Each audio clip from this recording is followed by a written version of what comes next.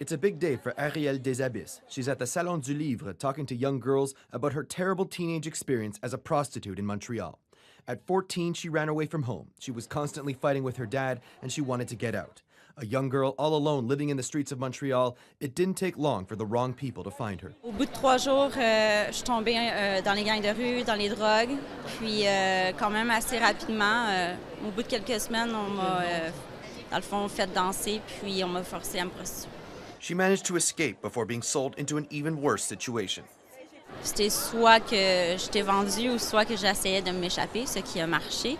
Now 28, she's written a book in hopes sharing her story will help women get out of prostitution or not be drawn in the first place. But according to experts, gangs in Montreal are consistently luring teenagers into the kind of life she ran away from.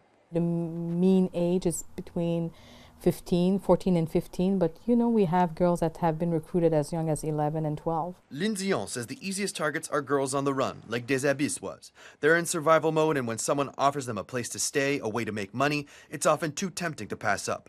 And when young girls find themselves in youth centers like Batshop, for example, the recruiters hold a lot of bargaining power. There's rules, there's curfews, you know, and there's bedtime, and there's all kinds of, and kids don't like that. And though Dion says a lot of girls in youth centers are still being recruited, nowadays they're not the only ones.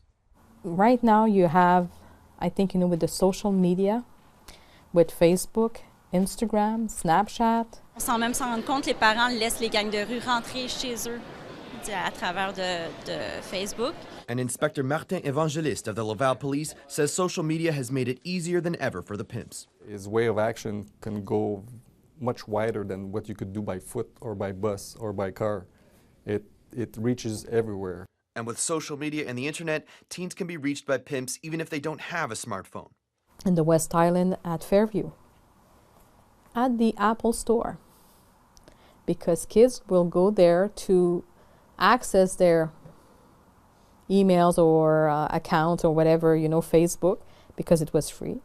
So that was a place where they would give messages. He's gonna build rapport, and at one point she's gonna like that person, and she'll want to hang out with that person, but she doesn't know the deepest thoughts of that guy or that person that wants to bring the girl to prostitution. Though experts say social media has become a key recruiting ground, for police it could be difficult to use it to catch the pimps without help from the girls themselves. We only can go on social media if someone comes and press charges against someone, and there's an investigation ongoing. And many never come forward. Offline, high demand for young prostitutes still has gang members fanning out across the city at malls, schools, and metro stations to recruit girls. At one point, you know, it was maybe Lionel Groux, Vendôme, Barrie, but it's a lot of, it's usually those places where there's a lot of transit or, you know, different metro lines, you know. Côte-Vertu was another place. And that consistent demand is leading to a very lucrative business for the gangs. On average, a guy can make about $250,000 a year. I always call it the gift that keeps on giving, right? I mean, if you're selling drugs, once you sold them, you don't have them anymore, you have money. But if you exploit a girl, you can keep exploiting her over and over. You know, you can order a girl here in Montreal as you can order a pizza. If you want different size of breast, hair, nationality, you can order whatever you want.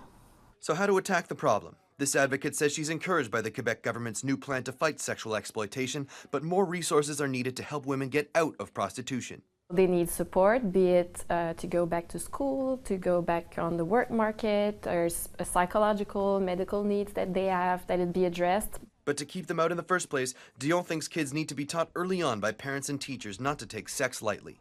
Most of the kids don't see that as being exploited. It's only, for them they would say, it's only sex. Why are you so concerned, you know? Because we are in a society that kids and adults, everyone is bombarded with sexual messages. We need to go back to the basics with our youth, you know, to talk about what is love, what is equality, what is healthy relationships, and to talk about that. And while teens may not think of the consequences of their actions when they're young, 15 years later, Desabis is still processing what happened to her. J'ai commencé à faire beaucoup de travail sur moi-même, avec les thérapies, la médication, puis beaucoup de courage, je suppose.